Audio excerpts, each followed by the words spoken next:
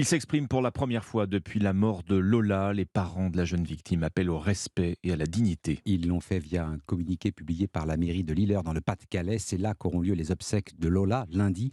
Pas d'écharpe officielle, pas de signe d'appartenance à un parti politique. Du calme et de la sérénité, demande-t-il. Ce sera le cas aujourd'hui à Foucreuil où un hommage est prévu sans prise de parole. Rassemblement beaucoup plus politique hier soir à Paris autour de l'ex-candidat à la présidentielle Éric Zemmour. Reportage Alexandre Chauveau.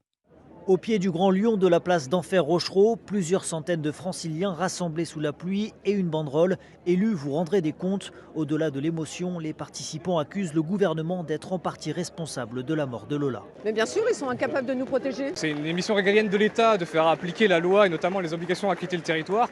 Et moi je trouve ça scandaleux qu'il y ait un tel laxisme. Et après c'est des gens comme Lola ou d'autres qui peuvent en pâtir juste parce qu'on ne fait pas appliquer la loi. Éric Zemmour est présent dans la foule et assiste à la minute de silence. Mais le président de Reconquête se fait discret pour ne pas alimenter les procès en récupération, des accusations que refusent d'endosser les participants pour qui la mort de Lola dépasse le cadre du fait divers. On peut faire le deuil et manifester la colère en même temps, je vois pas en quoi ça serait contradictoire en fait. Parce que dans le cas du petit Elan ou de George Floyd, il y a eu une récupération instantanée et ça a posé de problème à personne.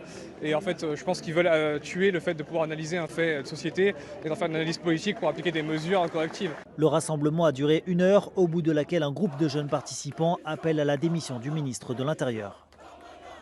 Un reportage Alexandre Chauveau. Le Rassemblement national avait refusé de s'associer à ce rassemblement. Il avait préféré observer une minute de silence devant l'Assemblée.